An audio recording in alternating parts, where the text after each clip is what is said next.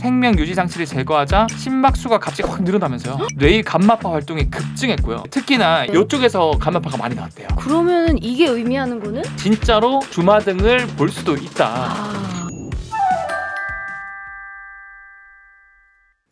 엘리자베스 퀴블러-로스는 인간의 죽음 연구에 일생을 바친 정신과 의사였습니다. 그녀는 전두엽으로 생각하는 죽음과 척추신경으로 감각하는 죽음의 거리가 참 멀다 이렇게 말했는데요. 과학의 언어로 바라본 죽음은 어떤 모습일까요? 안녕하세요. 과학으로 장난치는 게 창피해 레이디 제인입니다. 네, 안녕하세요. 모두에게 과학이 필요한 시간 이독실입니다. 안녕하세요. 곽커 엑소입니다. 반갑습니다. 반갑습니다.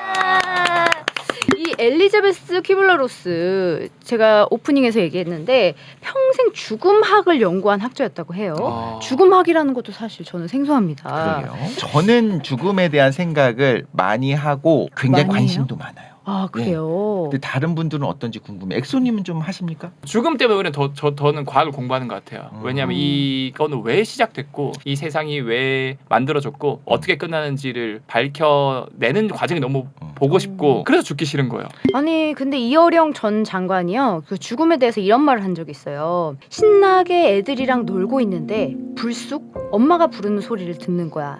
그만 놀고 들어와 밥 먹어. 엄마가 밥 먹으라고 부르는 소리 그게 죽음이야 라고 이렇게 말한 적이 있어요. 그러니까 죽음을 이런 식으로 이렇게 문학적으로 표현하는 분들 굉장히 많잖아요. 기가 막히죠. 뭐 예를 들면 문학 작품에야 뭐 글을 떠내보낸 순간 난 죽었다.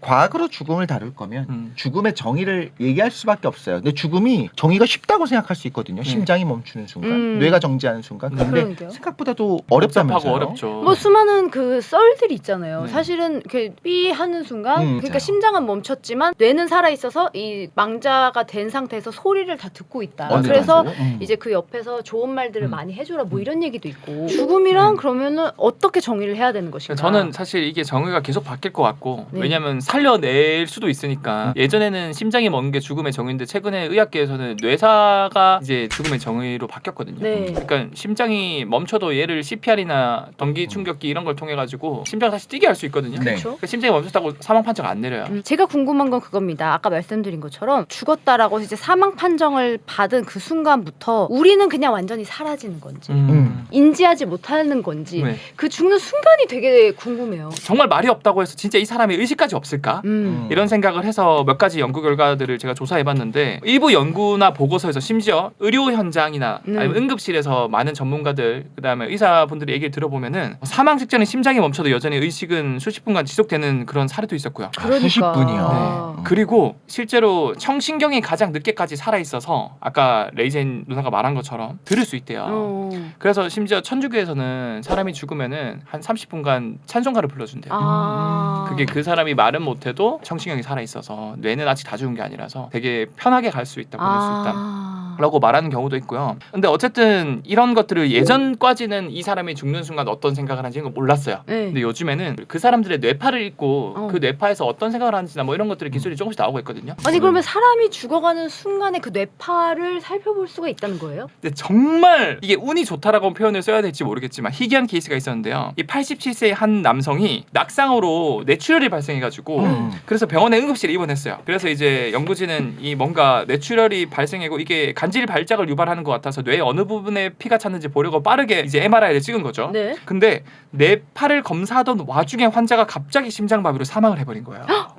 살리지 못하고. 그렇죠. 검사를 하려던 게 아닌데 네. 뇌파를 보게 됐네요. 그렇죠. 어떻게 보면은 살리려고 검사를 한 건데 그쵸. 그 사람이 살아있으면서 죽는 순간 그리고 죽은 후까지 그 사람 뇌에서 어떤 활동이 벌어졌는지를 역사상 최초로 측정을 하게 된 거죠. 근데요? 그 전에 이제 사전 지식이 몇 가지가 필요합니다. 우리는 어떤 상황이냐에 따라서 뇌파가 달라지는데 종류가 엄청 많은데 제가 세 가지만 정리를 해서 말씀을 드릴게요. 네. 일단 델타파는 완전 깊게 잠들었을 때 델타파. 델타파가 많이 나와요. 완전 이제 편안할 때. 네. 그다음에 이제 델타파 다음으로 세타파는 이제 완전 깊은 건 아니고 명상할 때나 완전 평온할 때, 쉴 때. 쉴 때 그때 세타파가 나오고요. 그다음에 이제 감마파라 그래서 고도의 집중이나 또는 의식적인 생각을 할 때는 감마파가 많이 나와요. 옛날에 MC 스퀘어에서 많이 봤던 것 같아요. 그렇죠. 저희가 막 뭔가 활동을 하고 있을 때. 그렇죠. 그래서 많은 분들이 이제 심장이 멎고 임종에 들 때는 얼굴이 뭔가 평온해지면서 그렇죠. 모든 내부가 컴퓨터 전원 탁 꺼진다고 생각을 하지만 연구 결과는 정반대로 나왔다 그래요. 정반대? 네, 오히려 특정 뇌파 신호가 강해지게 나오는 걸 확인한 거죠. 많은 분들이 죽는 순간 심장이 멎고 혈액이 뇌에 공급이 안 되니까 에너지가 공급이 안 되고 이것 때문에 이제 깊은 수면 상태에 있는 델타파가 많이 나올 것이라 예상을 했는데 파장을 봤더니 놀랍게도 고도의 의식적인 생각을 하는 감마파가 굉장히 높게 올라갔다 그래요. 뭔가 활동을 하고 있고 생각을 하고 있고 그거와 관련된 뇌파인 감마파가 많이 나왔다 그래요. 생각을 해보면 우리가 세포 단위에서 산소가 부족해진 상황이 오는 겁니다. 피혈액 공급이 안 되니까. 네. 그런 상황에서 산소가 부족해지면 얘가 평온하게 슉 떨어질 것이냐 아니면 이 끝까지 안에 뭐 발악을 젖산도 하는. 쌓이고 하면서 오히려 발악을 하면서 팍 신호들이 쫙쫙쫙 퍼져나갈 것이냐. 후자일 수도 있다라는 건데 이게 좀 소름 끼치네요. 네, 이게 그러니까요. 사실 후자일 수도 아니고 정확하게 후자인 게 이게 인팍션이라 그러거든요. INFARCTION이라 그래서 이게 혈관이 막히거나 순간적으로 뇌출혈이나 뇌출 생기면은 산소 공급이 안 되면은 얘가 어떻게든 쥐어짜려고 뇌에서 남아 있는 에너지를 한 번 팍 다 써요. 예를 들어서 우리도 물 속에 들어갔는데 숨을 못 쉬어. 그러면 그렇지. 진짜 숨 찾기 직전에 막 온몸이 부들부들 떨리고 그러거든요. 그렇죠. 네. 그런 것처럼 이런 과정에서 부수적으로 감마파가 나와서 자기가 의도치 않게 아마 고도의 의식적인 생각이 들지 않았을까라고 그러니까. 여기 연구진들이 얘기를 하고 있고요. 뭐 이게 그리고 그런 것도 있잖아요. 우리가 뭐 죽기 직전에 주마등이라고 해가지고 네. 이제 막 맞아요. 많은 것들이 스쳐 지나가면서 네. 막 죽기 직전에 근데 이거 관련해서 딱 한 번의 케이스밖에 없었잖아요. 아까 네. 할아버지. 네. 근데 정말 다행히도 이 몇 주 전에 또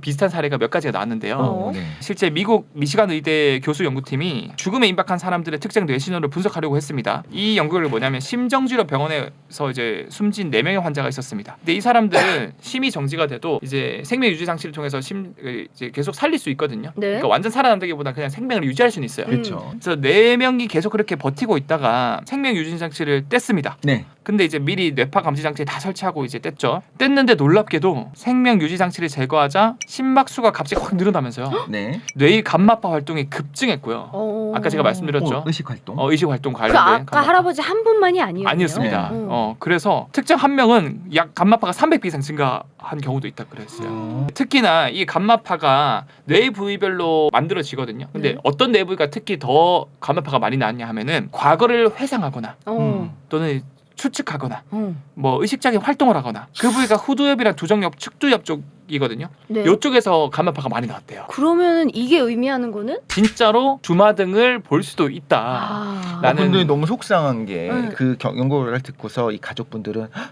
혹시 떼지 말라고 말하고 싶었을까? 고통스러웠을까? 이런 생각도 할 텐데 실제로 떼기 전까지는 이런 감마파가 아니고 델타파, 세타파 이런 상태 혹은 평온한 거의 상태였죠. 평온한 상태였잖아요. 네. 그럼 뗐기 때문에 이런 일이 벌어진 거잖아요. 그렇죠. 떼는 그러면 순간. 왠지 의식 활동은 아니고 아까 우리 처음 얘기했던 것처럼 네. 일종의 경련 같이 네. 아닐까라는 생각은 들긴 네, 해요. 근데 저는 그렇게 생각합니다. 그게 이제 경련이 들지만 결과적으로 우리 시냅스나 이런 것들이 켜지니까 활성화되면서 그렇죠. 기억이 떠올려질 수 있다라는 거. 그러게요. 이 감마파가 활성화됐다고 해서 반드시 의식적인 행동, 뭐 생각을 하고 있다라고 해석할 수는 없는 거지만, 네. 혹은 감마파가 생기면 그게 그냥 그 순간에 의식이 생긴 거다라고 볼 수도 있죠. 유물론적 관점에서 그쵸. 보면 뇌파가 생겨나면 그냥 그게 되는 거니까. 맞아요. 맞아요.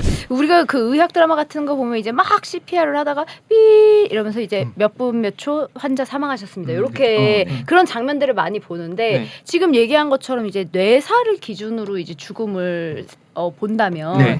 이제는 우리가 생각하는 그 죽음에 대한 정의를 좀 새롭게 내려야 되는 게 아닌가. 맞아요. 그런 거에 대한 가능성을 본 연구 결과가 네이처지의 연구 그 결과가 게재가 되었는데요. 네. 사실 사람이랑 가장 비슷한 동물하면 침팬지라고 생각하지만 의외로 돼지가 사람이랑 장기도 크기가 거의 똑같고요. 맞아요. 그리고 맞아요. 되게 똑똑해요. 그래서 이제 미국 예일대 의대 연구팀이 죽은 지 4시간이 지난 머리 돼지를 여기서 개발한 인공 혈액을 다시 뇌 혈관 동맥을 통해서 주입을 했거든요. 네. 사진을 보시면 왼쪽이 별로 안 밝고 오른쪽 사진이 굉장히 초록색이나 빨간색이 밝죠. 네네. 이게 바로 뇌세포들이 활성화될수록 밝아지거든요. 실제로 혈액을 넣었더니 죽은 지 4시간이 지났는데도 뇌가 다시 활성화되고요. 그리고 심지어 이런 활성화가 무려 6시간까지 지속이 됐다 그래요. 근데 이게 6시간에서 꺼진 게 아니라 6시간 한 후에 실험을 그냥 종료했어요. 만약에 더 했으면 더 활성화됐을 거라고 연구진은 얘기를 하고 있고 심지어 뇌 속 혈관도 정상 구조를 다시 찾기 시작하고요. 뇌 속에서 활동하는 면역 세포들도 다시 면역 반응을 재개를 시작했다 그래요. 그리고 심지어 뇌세포와 뇌세포 사이에 시냅스 간의 이 신호 전달 이런 것들도 포착이 됐다 그래요. 이걸 보면은 어떻게 보면은 돼지가 죽었는데 4시간 뒤에 혈액을 넣었을 때 의식이 돌아왔을 수도 있다. 그러니까요. 아니 라고 이 볼수 있는 몸이 거죠. 없어도 몸이 없어도. 그 혈관만 다 연결이 돼 있고 혈액만 공급이 된다면 그렇죠.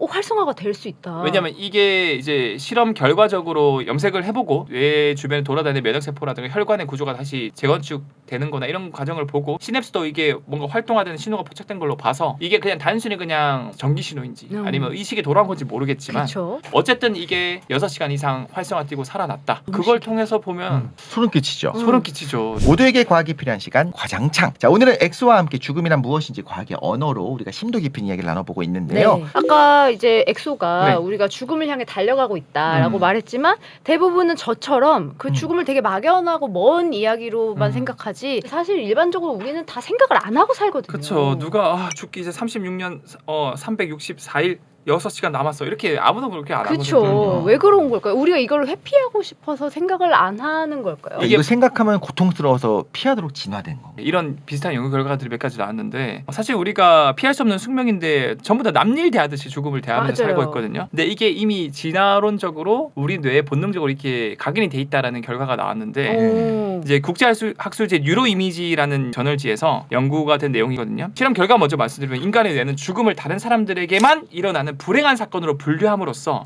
실존적인 공포를 막는다 그래요. 그래서 어떤 실험을 했냐면 이 연구진이 구체적으로 이 참가자들 모집한 다음에 이 컴퓨터 화면에 이제 사진을 보여줍니다. 네. 어떤 사진을 보여주냐면 자기 얼굴이랑 다른 사람 얼굴을 차례로 보여줍니다. 차례로 보여주는데 중요한 거는 사진 옆에 단어를 같이 적어놨거든요. 근데 이 단어가 죽음과 관련된 단어를 적어놨어요. 아.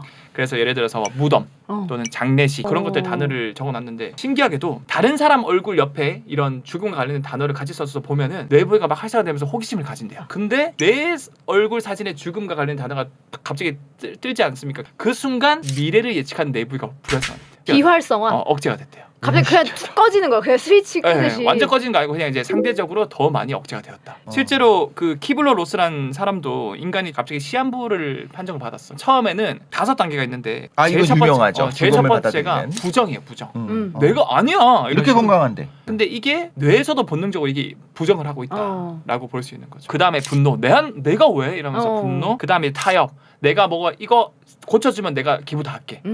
뭐 이런 식으로 하다 결국에는 우울에 빠지고 고칠 수 없다는 걸 알게 되고 마지막 이제 수용의 단계로 넘어가는 거죠. 그래서 이제 우리 뇌가 이제 본능적으로 그렇게 죽음에 대해서 잊고 살게끔 설계가 되어 있다. 그렇죠.